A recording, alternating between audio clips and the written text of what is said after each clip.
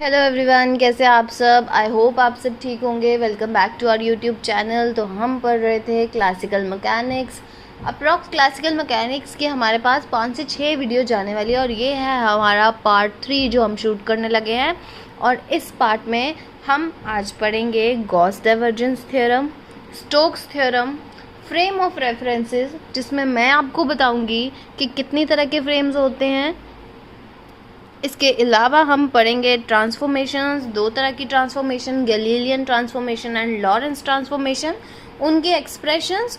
और इसके अलावा हम पढ़ेंगे special theory of relativity.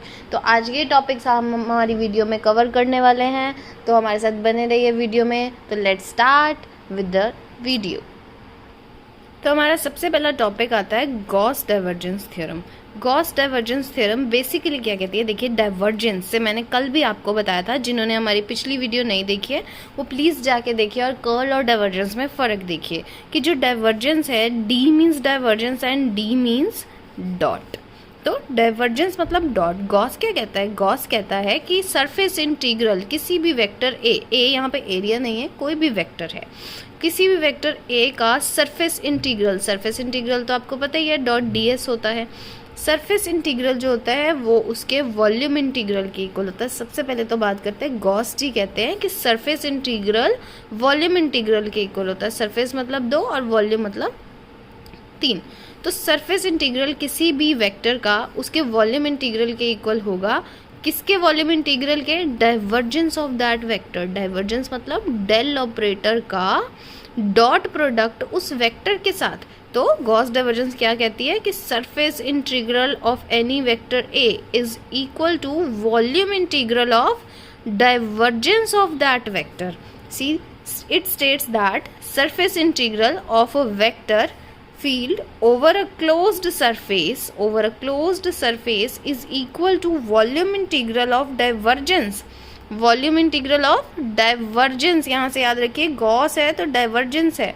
Divergence लेना है उस वेक्टर का, मतलब डॉट प्रोडक्ट लेना है उस वेक्टर का, is equal to the divergence, यानी कि equal to volume integral of divergence of vector A.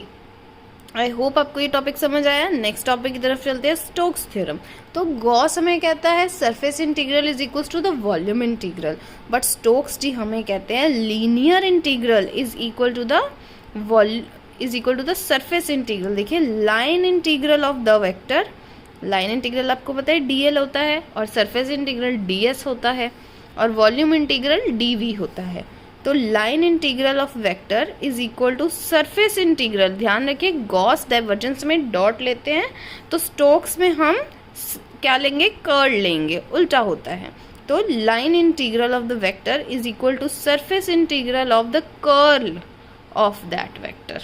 It states that line integral of the vector is equal to the surface integral of the curl of that vector. तो ये 2 expressions आ गए। पहला आ गया Gauss का। Gauss क्या बोल रहा है, surface integral is equal to volume integral of the divergence. And Stokes theorem क्या कहती है, line integral is equal to the surface integral of the curl. इसके बाद थोड़े से इंपॉर्टेंट रिजल्ट थे जो मैंने आपको कल भी बताए थे, डीसी एंड सीजी तो आपको पता ही है। Divergence of the curl, divergence of curl, divergence मतलब dot of curl is equals to 0। सीजी curl of the gradient, curl मतलब cross and gradient of the vector is 0। इसके अलावा मैंने आपको कल बताया था कि अगर r की पावर n नीचे है तो -nr अपॉन rn+2 हो जाएगा। और डॉट प्रोडक्ट लेंगे इसका तो स्केयर मतलब हर एक वेक्टर, ध्यान से बस ये आपने CG और DC के जो ऑपरेशन हैं ये याद रखने, ठीक है। और अगर आपको कल बताया था अगर कर्ल 0 हो जाए, रोटेशन 0 है, रोटेशन 0 है मतलब इररोटेशनल है, मतलब नॉन सोलेनोइडल है। अगर डाइवर्जेंस 0 है तो सोलेनोइडल है यानी रोटेशनल है। यहाँ पे एक एग्जांपल है छोटी सी कि आपको एक वेक्टर दिया हुआ है a that is 2xi cap plus 2yj cap plus zk cap. Find the value of line integral. Line integral की वैल्यू फाइंड करनी है अगर एरिया दिया हुआ है। इट्स ओके, स्टोक्स थ्योरम लगाइए। लाइन इंटीग्रल से तो हमें सिर्फ एक ही थ्योरम याद आती है, स्टोक्स थ्योरम। क्या बोलता है Stokes theorem, line integral equals to the surface integral. Surface में क्या लेते हो, कर्ल लेते हो। तो यहीं पे ध्यान से देखना, line integral equals to surface integral. अब कर्ल लेना है, डेल क्रॉस ए करना है, ए है डेल लिखिए curl by curl X I cap plus curl by curl Y J cap plus curl by curl Z K cap का क्रॉस इसके साथ। अब क्रॉस आपको बताइए आई क्रॉस आई 0, जे क्रॉस जे 0, के क्रॉस के 0, बस आई का इसके साथ ले सकते हैं, राइट। तो ये जो है इसको जब आप आगे सॉल्व करेंगे तो आंसर आ जाएगा। इसके बाद हम चलते हैं नेक्स्ट टॉपिक पे। हमारे नेक्स्ट टॉपिक आ जाता है फ्रेम ऑफ रेफरेंसेस पे। अब फ्रेम ऑफ रेफरेंस होते क्या हैं? For suppose frame of reference का यहाँ मतलब है कि आपके पास एक कोई भी फ्रेम है, एक एक्सिस है, ठीक है। अब ये एक एक्सिस है, आपने एक और ऐसा फ्रेम ले लिया और आपका पार्टिकल इस फ्रेम में पड़ा है और आप इस फ्रेम में बैठे हैं, ऑब्जर्वर हैं आप ओ, इस यहाँ पे हैं और यहाँ पे पार्टिकल पी है। ये दो फ्रेम हैं, ठीक है। एक को आपने एस बोल दिया, एक को एस डैश बोल दिया। अब आप इस यहाँ पे बैठ के इस फ्रेम में इसकी मूवमेंट देख रहे हैं। आइदर ये फ्रेम जो है ये मूविंग हो सकता है या नॉन मूविंग है, ठीक है, या तो स्टेशनरी पड़ा हुआ है या फिर चल रहा है सब, ओके। तो frame of reference a system in which observer have every tool for the measurement. देखिए वही मैंने आपको बताया, ये एक फ्रेम है, एक ये फ्रेम है, ये एस ले लिया, ये एस डैश ले लिया, यहाँ पार्टिकल है, यहाँ ऑब्जर्वर। यहाँ पे बैठ के आप सारा कुछ इस पार्टिकल की मूवमेंट नोट करें कि ये फ्रेम मूव कर रहा है तो पार्टिकल कैसे मूव कर रहा है, रेस्ट पे है तो कैसे मूव हो रहा है, नहीं हो रहा, ठीक है। मतलब ऑब्जर्वर के पास हर टूल है, टाइम के रिस्पेक्ट में, पोजीशन के रिस्पेक्ट में क्या चेंजेस आ रहे हैं इस पार्टिकल में, इसके मास में, आप क्या कर रहे हैं, नोट डाउन कर रहे हैं। तो जैसे जैसे आप ये चीज़ें नोट डाउन करें, मतलब आप जिस भी उसमें बैठे हुए हैं फ्रेम में, that is frame of reference. A system in which observer have every tool for measurement, that is coordinate system, position भी हो सकता है, क्लॉक एक्सेट्रा, मतलब time, then that system is called frame of reference. जहाँ observer है that is frame of reference, क्योंकि particle जहाँ है वो तो वहीं है, आप जहाँ से उसे ऑब्जर्व कर रहे हैं वो आपका फ्रेम ऑफ रेफरेंस है। अब ये जो फ्रेम ऑफ रेफरेंस है ये दो तरह के होते हैं। अब हमारे पास ये जो फ्रेम है ये दो तरह के है। पहला आता है इनर्शियल फ्रेम ऑफ रेफरेंस, दूसरा आता है नॉन इनर्शियल फ्रेम। अच्छा, इनर्शिया से मतलब होता है कि अ बॉडी, न्यूटन का फर्स्ट लॉ कहता है ना, लॉ ऑफ इनर्शिया क्या कहता है कि a body will remain in the state of rest और मोशन अनटिल अनलेस कोई एक्सटर्नल फोर्स अप्लाई की जाए। यानी कि कोई बॉडी, सपोज एक बॉल है, वो तब तक उसी स्टेट में पड़ी रहेगी, उसी पोजीशन पे पड़ी रहेगी या उसी मोशन में चलती रहेगी जब तक उस पर कोई ना कोई हम एक्सटर्नल फोर्स लगा के उसे रोकें या फिर उसको चलाएं। अगर बॉडी रेस्ट पे है तो मैं तब तक वो रेस्ट पे रहेगी जब तक कोई एक्सटर्नल फोर्स नहीं मैं लगा देती, या अगर कोई बॉडी मूव कर रही है वो तब तक मूव करेगी जब तक मैं कोई एक्सटर्नल फोर्स लगा के उसे ना रोकूं। That is inertia. तो इनर्शियल फ्रेम ऑफ रेफरेंस, जहाँ ऑब्जर्व, फ्रेम ऑफ रेफरेंस मतलब जहाँ बैठ के ऑब्जर्वर जो है चीज़ें या पार्टिकल्स को, ऑब्जेक्ट को ऑब्जर्व कर रहा है। मैकेनिक्स जो है मैक्रोस्कोपिक पार्टिकल्स के साथ डील करती है, ये क्वेश्चन पेपर में पूछा जाता है तो इसको याद रखिएगा। तो इनर्शियल फ्रेम ऑफ रेफरेंस, ऐसे फ्रेम ऑफ रेफरेंस जहाँ पे ऑब्जर्वर बैठा है, यानी कि वो फ्रेम्स जहाँ पे आपके लॉ ऑफ इनर्शिया फॉलो होते हैं। If the frame of reference is at rest or either moving with constant velocity, this is called inertial frame of reference। यानी कि जहाँ पे लॉ ऑफ इनर्शिया फॉलो हो, नॉन एक्सेलरेटेड, एक्सेलरेट नहीं करते, यहाँ पे सारे के सारे न्यूटन्स लॉ वैलिड होते हैं। नॉन इनर्शियल इससे उल्टा, जहाँ पे इनर्शिया का लॉ फॉलो नहीं होता, मतलब कोई भी वेलोसिटी हो सकती है। These are never at rest, ये कभी रेस्ट पे नहीं होते, rather these are moving with non uniform velocity. ध्यान रखिए, जो रेस्ट, ये जो इनर्शिया वाले होते हैं, इनर्शियल फ्रेम होते हैं जो ये रेस्ट पे होते हैं या फिर मूव कर रहे होते हैं तो कांस्टेंट वेलोसिटी से मूव करते हैं। बट एक तो पहली बात ये कभी रेस्ट पे नहीं होते, और दूसरी बात कि ये कभी कांस्टेंट वेलोसिटी से मूव नहीं करते, हमेशा non uniform, equal distance in unequal time या unequal distance in equal time. दूसरे ये नॉन एक्सेलरेट होते हैं तो ये एक्सेलरेट करते हैं। ये न्यूटन लॉ यहाँ पे वैलिड है, यहाँ पे न्यूटन्स लॉ इनवैलिड है। इसके बाद आ जाती है आपके पास ट्रांसफॉर्मेशन। मैंने आपको अभी बताया, आपने दो फ्रेम्स ले लिए। सबसे पहले एक ले लिया एस, एक ले लिया एस डैश, ठीक है। If S dash is moving, suppose S dash वाला फ्रेम जो है ये आपका मूव कर रहा है और एस आपका रेस्ट पे, अगर रेस्ट पे है तो ऑब्जेक्ट भी रेस्ट पे है। अगर एस डैश मूव कर रहा है तो बॉडी भी मूव कर रही होगी। Transformation gives the relation between the quantities of two different frame.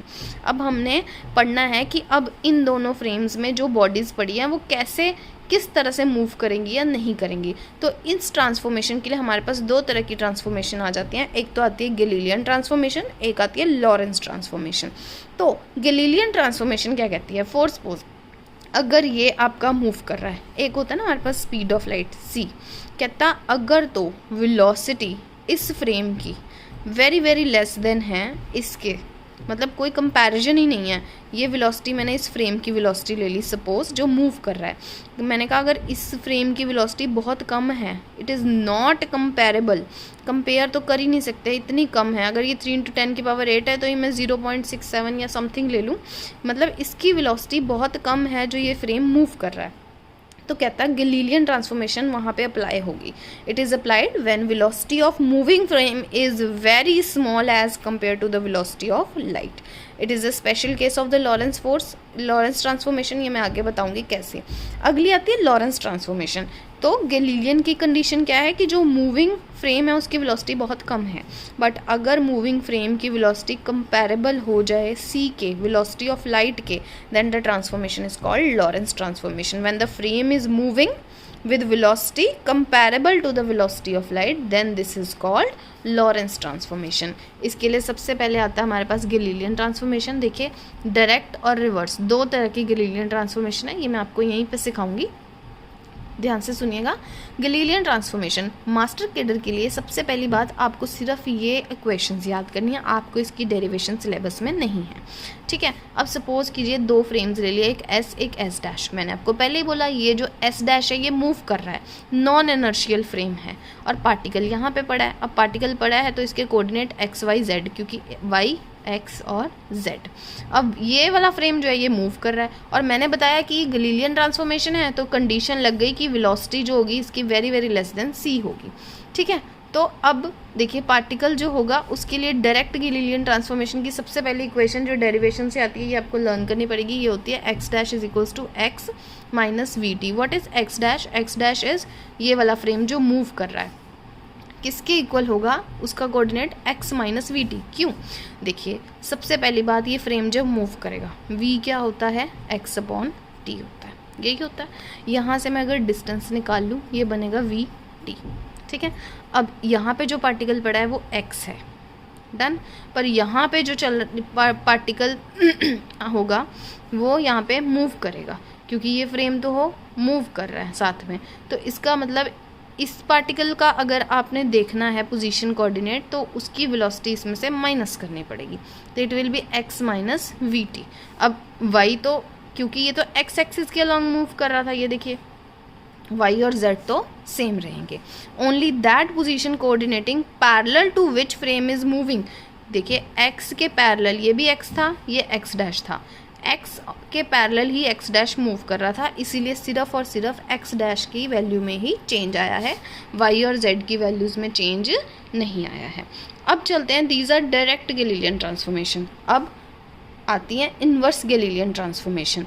अब particle is in s dash, inverse कर दिया मतलब अब पहले पार्टिकल s में पड़ा था, अब पार्टिकल मैंने कहाँ रख दिया? s डैश में। ऑब्जर्वर कहाँ चला गया? यहाँ।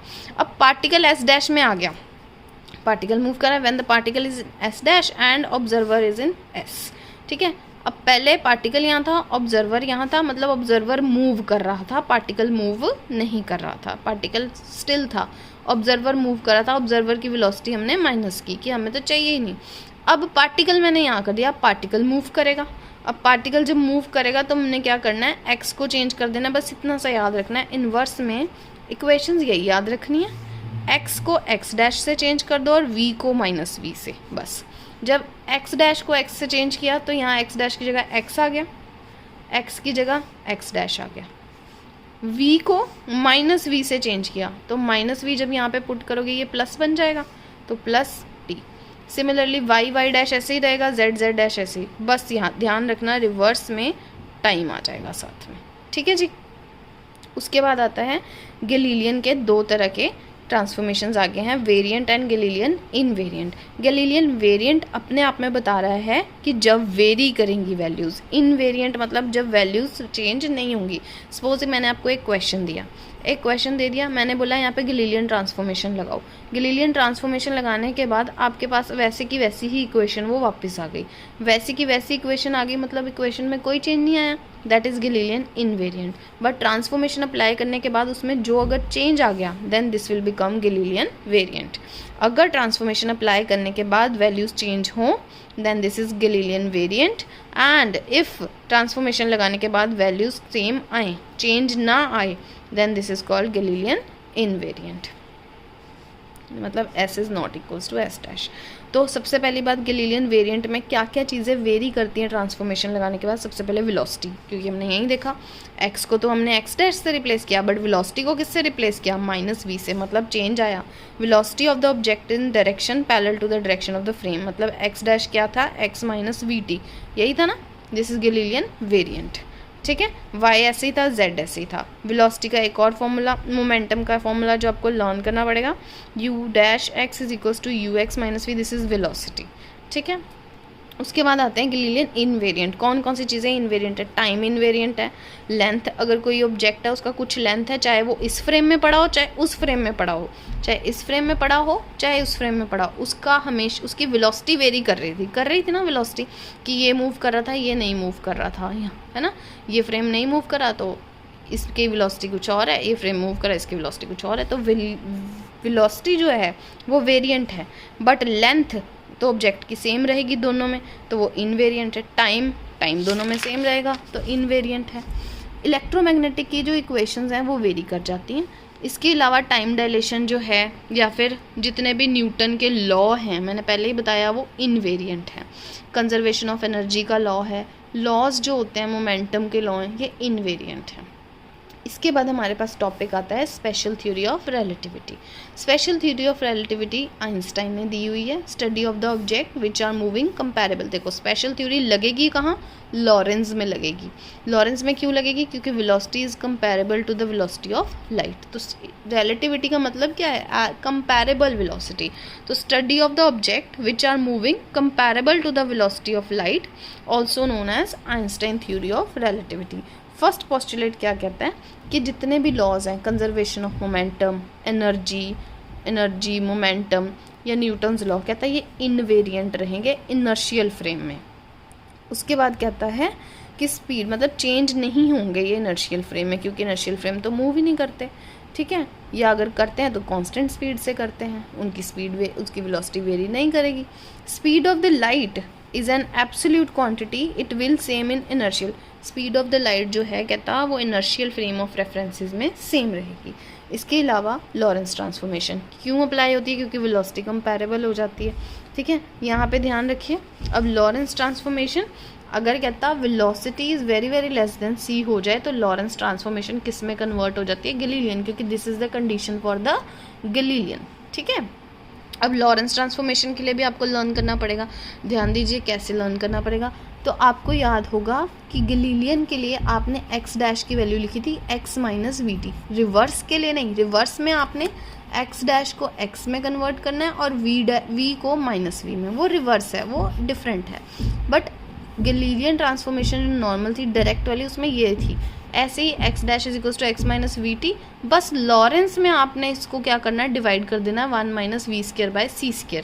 ये बिल्कुल लंबी चौड़ी डेरिवेशन है पर हमें ये नहीं करनी। इसके अलावा y dash is equals to y और z dash equals to z same रहेगा। कहता 1 upon this value is called gamma. इसका मतलब x डैश क्या बन गया आपका, x dash is equals to gamma time x minus v t. ध्यान से कि 1 upon this value is called gamma. अब इसकी जगह 1 अपॉन दिस वैल्यू की जगह आप गामा लिखेंगे तो आपके पास क्या बनेगा, ये वाली इक्वेशन बन जाएगी। This is called relativistic factor, ठीक है जी। उसके बाद टाइम आ जाता है, वो भी आपको लर्न करना पड़ेगा। टी डैश क्या होता है, T minus V X upon C square, साथ में आपका रिलेटिविस्टिक फैक्टर। अगर V very very less than C हो जाए तो आपके पास क्या बचेगा, this is V is very very less than 1, यहाँ पे 1 बचेगा, T minus V X upon C square बच जाएगा। This is equals to gamma is equals to 1। अगर ये वेरी वेरी लेस हो गया तो 0 हो गया अप्रॉक्स, तो 1 बन गया ये। तो आपका जो लॉरेंस है वो क्या बन जाएगा, गैलीलियन ट्रांसफॉर्मेशन। अगर आपके गामा की वैल्यू 1 हो गई तो आपका जो लॉरेंस ट्रांसफॉर्मेशन है वो किस में कन्वर्ट हो जाएगा, गैलीलियन ट्रांसफॉर्मेशन में। आई होप आपको इतना तो समझ आ गया होगा कि कैसे मैंने ये बताया कि हमने ये यहाँ तक समझ आया आपको कि यहाँ पे 1 अपॉन दिस की value, this is relativistic factor gamma, gamma अगर 1 हो गया तो x dash is equals to x minus v t क्या बन गया आपका, ये बन गया आपका गैलीलियन ट्रांसफॉर्मेशन।